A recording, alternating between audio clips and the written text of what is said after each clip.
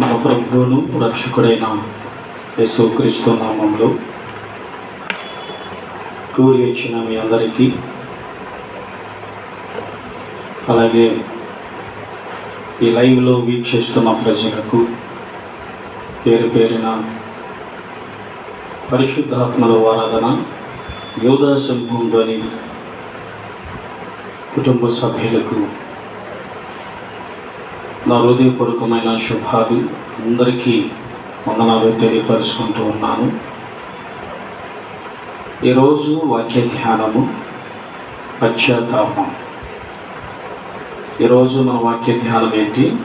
పశ్చాత్తాపం. పశ్చాత్తాపం అనేది చాలా ప్రాముఖ్యమైన విషయం. ఈ రోజుల్లో క్రైస్తవంలో పశ్చాత్తాపం అనేది లేదు. ఉందా?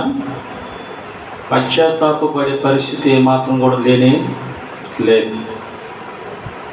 పశ్చాత్తాపం అంటే ఏంటంటే లోబడటం, విధేయత కలిగి ఉండటం, భయము భక్తి కలిగి ఉండటం. ఈ క్వాలిటీస్ అన్నీ కూడా మన జీవితంలో లేకపోతే మనము దేవుని ద్వారా పొందుకోవటం చాలా కష్టమైపోతుంది.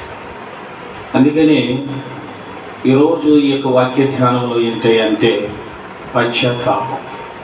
ప్రతి మానవ జాతి కూడా పశ్చాత్తాపుడై ప్రభువులో అనువుగా నడుచుకున్న వారు ధన్యుడు. అటు వారు సంఖ్యలో లేకపోతే అది చివరికి తుదికి ఏమవుతుందో మనకే తెలియదు. ఫర్ ఎగ్జాంపుల్గా మనం ఆలోచన చేస్తే అపోస్తలులంటి 12 మంది శిష్యులను మనము చూస్తూ ఉన్నాం కదా. ఈ 12 మంది శిష్యుల్లో ఒకడు ఏం చేశాడు? యోధా ఇస్కరియోతు ఏం చేశాడు చెప్పండి? ఈ 12 మంది శిష్యుల్లో ఆయన ఒక్కడే మనకు కనపడుతూ ఉంటాడు. కారణం ఏంటి అంటే యేసుక్రీస్తు ప్రభుల వారిని 30 వెండి నాణ్యాలకి ఏం చేస్తాడు చెప్పండి? శత్రువులకి అప్పగించేస్తూ ఉంటాడు. అప్పగించినప్పుడు యేసుక్రీస్తు ప్రభుల వారు ప్రతి క్షణం కూడా అతని మీద దృష్టి ఉంచారు. అయితే ఈ యోధా ఇస్కరియోతు మాత్రం అంతగా ఏముందలే అనుకునేవాడు. అప్పుడప్పుడు ఒక్కొక్క మాట యోధా ఇస్కరియోతుకి తగిలినప్పటికి కూడా ఏముందలే అని చెప్పేసి మళ్ళీ పట్టినట్టుగా ఉండేవాడు అన్నమాట. అది చివరికి చెలికాడ నీ పని ముగించని చెప్పి అతను ముద్దు పెట్టుకోవటం, కౌగిలించుకోవటం ఇలా చేస్తామంట. అప్పటికి తన మనసులోకి వచ్చినప్పటికి కూడా పట్టినట్టుగా ఉండేవాడు. ఎప్పుడైతే యేసుక్రీస్తు ప్రభువు వారిని తీసుకెళ్ళి పట్టించినప్పుడు ఈ విషయాలన్నీ అతనిలోకి వస్తూ ఉంటాయి. చాలా జాగ్రత్తగా నాది మాట. మనసులో మెదులుతూ ఉన్నప్పుడు పశ్చాత్తాపుడవుతాడు. కానీ ఆ పశ్చాత్తాపులతను తొందరపాటు ఏం చేసింది అంటే మరణానికి దారి తీసింది. అందుకనే ప్రతి పని మనం చేసేటప్పుడు 1 నిమిషం 2 నిమిషాలు ఆలోచన చేయాలి. మనం చేసే పని మంచిగా చెడా లేకపోతే ఏంటని. కానీ యోధా ఇస్కరియోతు తన జీవితంలో పశ్చాత్తాపం పడ్డాడు. కానీ తొందరపాటు వల్ల ఏం జరిగింది అంటే మరణించడం జరిగింది. తొందరపాటు అనేది మన జీవితంలో ఉండకూడదు. ఇది స్త్రీలో కానీ, పురుషుల్లో కానీ, క్రైస్తవ్యంలో కానీ, ప్రపంచ యావత్ మానవ జాతికి తొందరపాటు అనేది సరైనది కాదని. సో కాబట్టి పశ్చాత్తాపం అనేది చాలా ప్రాముఖ్యమైనది. పశ్చాత్తాపం మన జీవితంలో లేకపోతే మనము దేవుని ద్వారా పొందుకోవటం చాలా కష్టమైపోతుంది. ప్రియమైన దేవుని బిడ్డలను గమనించినట్లయితే దేవుడు కొన్ని విషయాలు మనకి తెలియపరిచారు. నిజమైన పశ్చాత్తాపం యొక్క 5 విషయాలు మీతో నేను పంచుకోవడానికి ఇష్టపడుతున్నాను. 1, దైవిక విచారణ. దైవిక విచారణ. ఇప్పుడు ఐవిక విచారం అనేది అది వేరే విషయం. దైవికంగా మనం ఆలోచన చేస్తే దైవికమైన విచారం ఇది కేవలం చూడండి, దొరికిపోయానో లేదా శిక్ష పడుతున్నానో కాకుండా దేవునికి విరోధంగా ప్రవర్తించామని హృదయం నుండి బాధపడటం. ఇదో పశ్చాత్తాపంలో నుంచి ప్రాముఖ్యమైన విషయం ఏంటంటే దొరికిపోయామో లేదో శిక్ష పడుతుందనో కాకుండా దేవునికి విరోధంగా ప్రవర్తించామని హృదయంలో నుండి బాధపడతాం. ఇది ప్రాముఖ్యం. ప్రవర్తించామని ఏ విధంగా? దేవునికి విరోధంగా ప్రవర్తించామని హృదయం నుండి బయటపడటం, బాధపడటం. మన హృదయంలో నుంచి వచ్చే బాధ విచారం. ఈ విచారం అనేది ఎలా ఉండాలంటే హృదయంలో నుంచి రావాలి. హృదయంలో నుంచి బాధపడటం కదా, హృదయంలో నుంచి బాధపడటం. అందుకని అపోస్తల కార్యములను 3:19 ఏమనంటున్నాడంటే, మీ పాపములను తుడిచివేయబడినట్లు మారు మనసు పొంది పశ్చాత్తాపపడి దేవుని వైపు తిరుగుడి. ఇప్పుడు ఎంతమంది దేవుని వైపు తిరుగుతున్నారు? దొంగతనం చేసేవాడు బాగానే ఉంటున్నాడు, వ్యభిచారం చేసేవాడు బాగానే ఉంటున్నాడు, మోసం చేసేవాడు బాగానే ఉంటున్నాడు కదా. అయితే ప్రియమైన దేవుని బిడ్డలారా, దొంగతనం చేసేవాడు, వ్యభిచారం చేసేవాడు, మోసం చేసేవాడు, ఇంకా దేవునికి విరోధంగా ఏదైతే పాపం చేస్తారో ఆ పాపానికి ఒక మార్గం ఉంది. ఆ పాపం నుంచి విడిపించబడటానికి, ఆ పాపం నుంచి విమోచన కలగటానికి ఒక మార్గం ఉంది. ఏంటా మార్గం అంటే యేసే మార్గమై ఉన్నాడు. Praise the lord. చెప్పండి, ఏంటంట? మార్గం ఉంది. ప్రియమైన దేవుని బిడ్డలారా, నీవు పడుతున్న పశ్చాత్తాపము, నువ్వు ఎప్పుడైతే దేవుని వైపు తిరుగుతావో నీకు ఒక మార్గాన్ని తెరవబడతాడు దేవుడు. అయ్యో నేను పాపం చేశానే, అయ్యో నేను అబద్ధం ఆడానని, నేను మోసం చేశానే అని నీలో నీవు కుమిలిపోవటం కాదు. కానీ ఇక్కడ ప్రభు ఏమని అంటున్నాడంటే, పాపము తుడిచివేయబడినట్లు, అంటే మీ పాపములను తుడిచివేయబడినట్లు మారు మనస్సు పొంది పశ్చాత్తాపపడి దేవుని వైపు తిరుగుడి. ఎవరి వైపు తిరగాలి? దేవుని వైపు తిరగాలి. నీవే కుమిలిపోయి నీవే బాధపడి ప్రయోజనం ఏమన్నా ఉంటుందా? ఏం ప్రయోజనం లేదు. నువ్వు ఒక తప్పు చేస్తున్నావు అని అంటే ఆ తప్పుకి ఒక మార్గం ఉంది.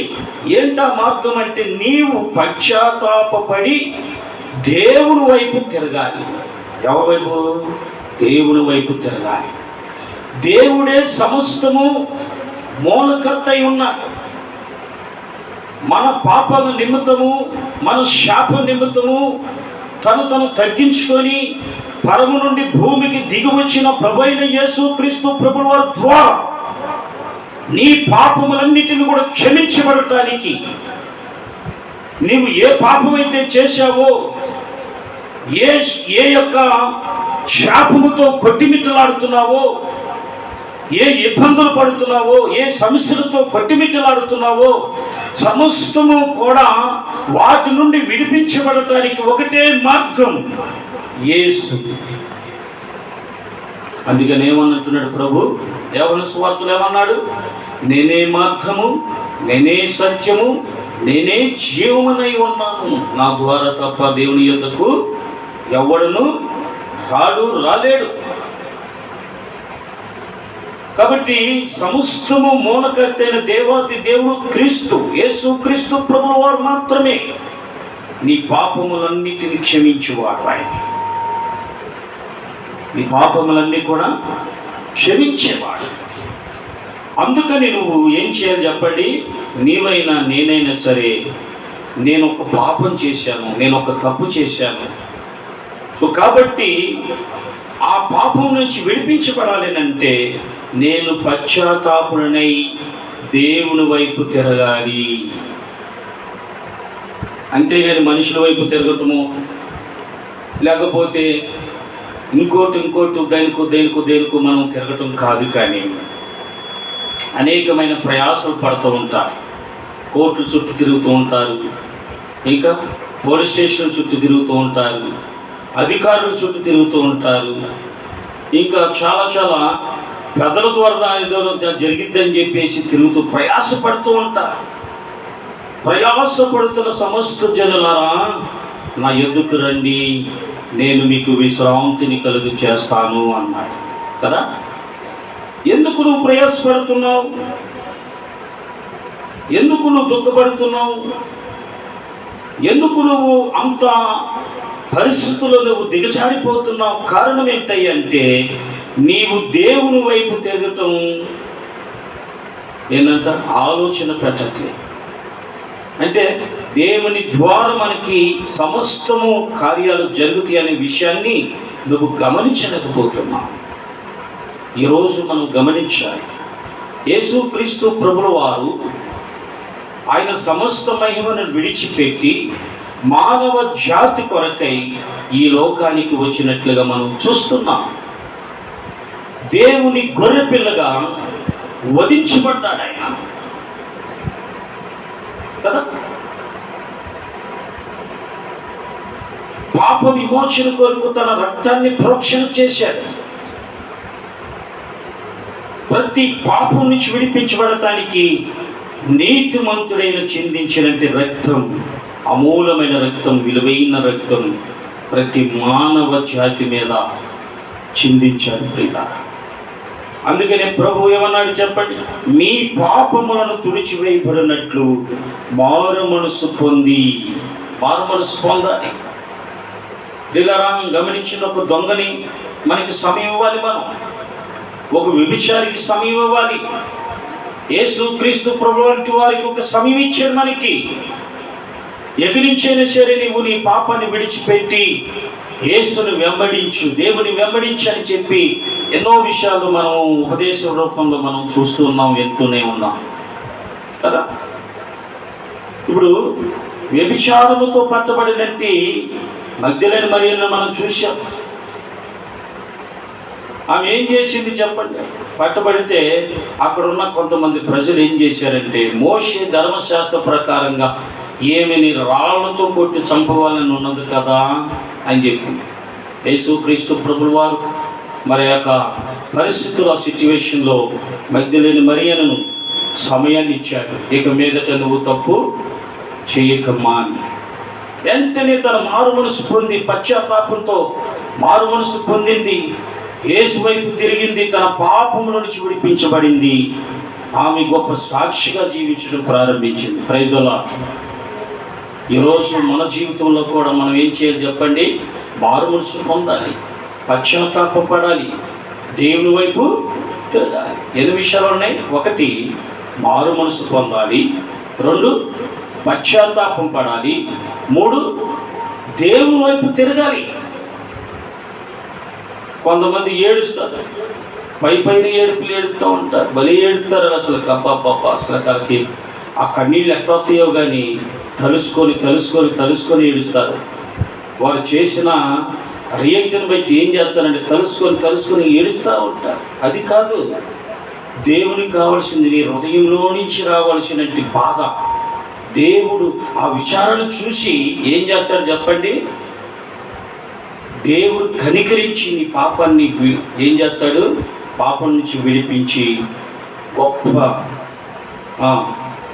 విమోచన నీకు కలుగ చేస్తాడు. పశ్చాత్తాపం మించి నీకు ఏది లేదే కాదు. అందుకని ఒక వ్యక్తికి సమయాన్ని ఇవ్వాలి. మనం ఎరా అబ్బాయి, మరేం పరిస్థితి అంటే, అయ్యా ఇక నుంచి నేను తప్పు చేయను, పాపం చేయను, నేను మరలా నూతనంగా బ్రతుకుతాను, మంచి మనసుతో నేను బ్రతుకుతానని చెప్పి వచ్చేంత వరకు సమయం ఇవ్వాలి. సమయం ఇచ్చినప్పుడు దేవుడు ఏం చేస్తాడంటే ఆటోమేటిక్గా ప్రభు వారితో మాట్లాడి వారి పాపాన్ని విడిపించి ఆయన సాక్షిగా జీవించడానికి ప్రభు అతన్ని ఎన్నుకుంటాడు. దాని నిమిత్తమై మనం ఏం చేయాలంటే ప్రభు విషయంలో ప్రార్థన చేయాలి. ఇక రెండోదిగా మనం ఆలోచన చేసినట్లయితే ప్రియమైన దేవుని బిడ్డలారా, రెండవ విషయంగా మనం చూసినట్టే పాపపు ఒప్పుకోలు. మనం చేసిన పాపమని ఒప్పుకోవాలి. చేసిన తప్పులను స్పష్టంగా అంగీకరించటం, చేసిన తప్పును స్పష్టంగా అంగీకరించటం, దానిని సమర్థించుకోకుండా దేవుని యందు ఒప్పుకోవటం. సమర్థించుకుంటారు కొంతమంది. ఏం చేస్తారు చెప్పండి? సమర్థించుకుంటారు. ఏమమ్మలే, మా ఊళ్ళేగా, ఒక అరుపరితే వాళ్ళే కూర్చుంటారు, ఒక సరితే వాళ్ళే కూర్చుంటారు. సమర్థించుకోవటం, పాపాన్ని సమర్థించుకుంటే అది ఆ పాపం కాస్త ఏమైపోద్ది చెప్పండి? పెరిగి పెద్దదైపోద్ది. యాకోబు రాసిన పత్రికలో ఏముంది? పాపమును ధరించి కదా, గర్భమును ధరించి పాపము కనుక అది మరణము అయిపోద్ది. ఆ ఒక్క మాట మనం చదువుకున్నాం చూడండి. యాకోబు రాసిన పత్రిక త్వరగా తీస్తే మనకు అక్కడ కనబడుతుంది. 1వ అధ్యాయం.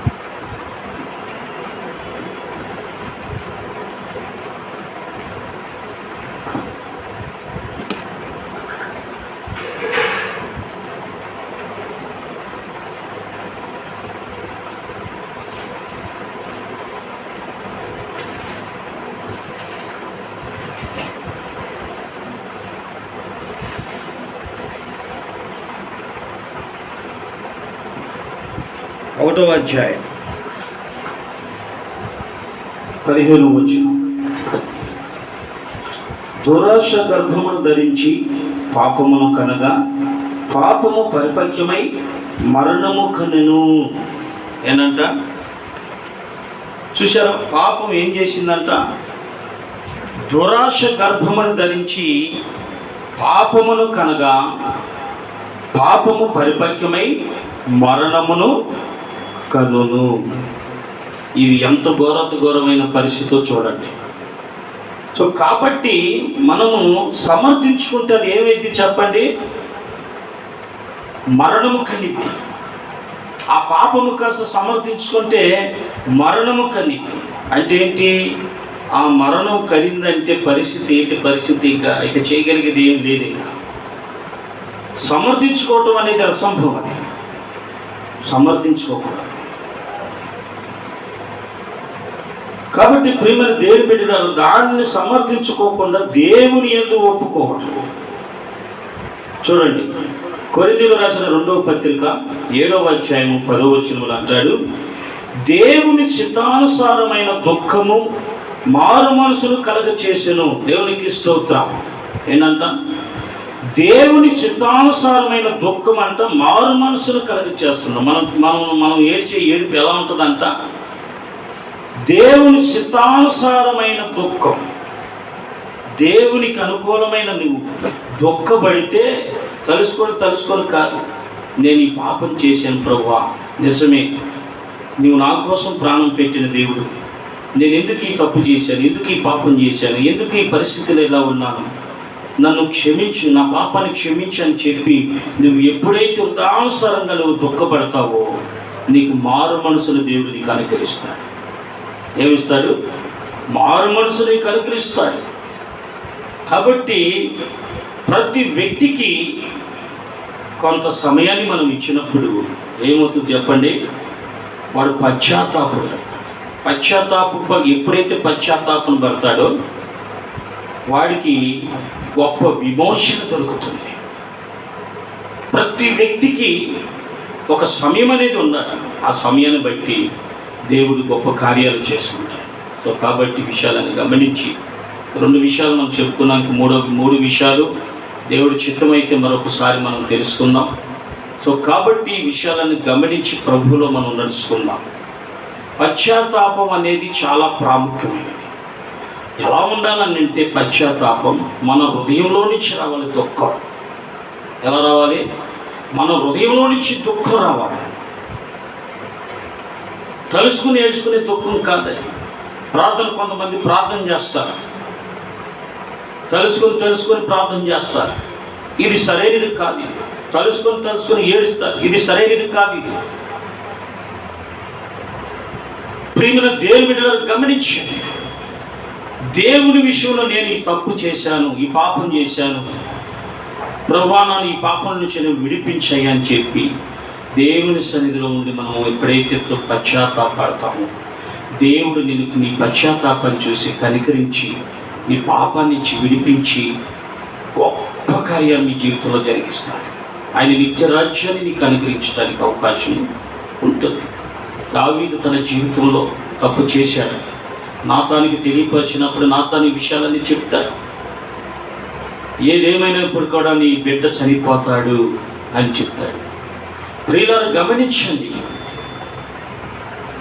ఎప్పుడైతే ఈ సంఘటన జరిగిందో దావీదు పశ్చాత్తాపయ్యాడు. ఆయన బ్రతికినంత కాలం పశ్చాత్తాపంతో ప్రార్థన చేశాడు. తన కన్నీళ్ళంట పరుపు అంట తేలిపోయి నడిచినాయి. పరుపు తేలిపోయిందంట. అంటే ఎంత కన్నీరు కార్చాడో ఆలోచన చేయి. ఎంత పశ్చాత్తాపంలో పడ్డాడో ఒకసారి ఆలోచించి. దావీదు భక్తుడు. ఈరోజు అలాగా ఎవరైనా ఉన్నారా? ఈ తప్పు చేసేవాడంటే ఆ కూసేపు ప్రార్థన చేస్తారు, లేకపోతే ఆ కూసేపు మందిరానికి వెళ్తారు, ఆ కూసేపు ఏదో ఏడుస్తారు, ఆ కూసేపు ఏదో అట్లా ఉండిపోతారు, బాధతో విచారంతో ఉంటారు. ఏం ప్రయోజనం? సరిదిద్దుకోవాలి. అందుకని మనకి దిద్దుబాటునిచ్చాడు ప్రభు. దిద్దుబాటుని చేయాలి. మనం దిద్దుబాటు చేసుకోవాలి. ప్రభు సన్నిధిలో కూర్చొని దిద్దుబాటు చేసుకోవాలి. ప్రభువా నేను ఈ పాపం చేశాను, ఈ తప్పు చేశాను, వ్యభిచారం చేశాను, ఈ అబద్ధం ఆడాను, ఈ మోసం చేశాను, దొంగతనం చేశాను, నరహత్య చేశాను అని ఎప్పుడైతే నువ్వు ప్రభు వైపు నువ్వు తిరిగి ప్రభు సన్నిధిలో ఉండి నువ్వు ఒప్పుకొని విడిచిపెడతావో దేవుడంట నీ పశ్చాత్తాపాన్ని చూసి కనికరించడానికి అవకాశం ఉంటుంది. కనికరించాడు అనుకోండి, దేవతి దేవుడు నీ పాపం అంతా కూడా తుడిచివేసేస్తాడు. నీపై ఉన్న ప్రతి పాపాన్ని తుడిచివేస్తాడు. అందుకని మనం ఏం చేయాలి చెప్పండి? ప్రభు సన్నిధిలో మనం ఏం చేయాలి? మన పాపాన్ని ఒప్పుకొని విడిచిపెట్టి దేవుని వైపు తిరగాలి. మన పాపాన్ని విడిచిపెట్టి ఏం చేయాలి చెప్పండి? హృదయానుసారమైన దుఃఖంతో మనం పశ్చాత్తాపమై దేవుని వైపు చూస్తే, దేవుని వైపు తిరిగితే మన పాపాలన్నింటినీ కూడా క్షమిస్తాడు. అంత గొప్ప దేవుడు మన దేవుడు. కాబట్టి మనం అందరము కూడా తెలుసుకున్న పాఠం ఏంటి అంటే దేవుని వైపు తిరగాలి. హృదయానుసారమైన దుఃఖంతో మనము పశ్చాత్తాపడాలి. అప్పుడు మనకు మారు మనసు వస్తుంది, అప్పుడు మనకు రక్షణ వస్తుంది, అప్పుడు మన పాపాలన్నీ కూడా క్షమించబడతాయి. దేవుడు కనికరించి మనల్ని ఆశీర్వదించడానికి అవకాశం. అటు అవకాశాన్ని జారి విడిచకుండా ప్రభువులో మనం అందరము కూడా పశ్చాత్తాపంతో కూడినట్టు మారు మనసు పొంది రక్షణ పొందుకున్నాం. దేవుడు తన వాక్యాన్ని మన వినికిడిలో దీవించి ఆశీర్వదించిన గాక. ఆమేన్.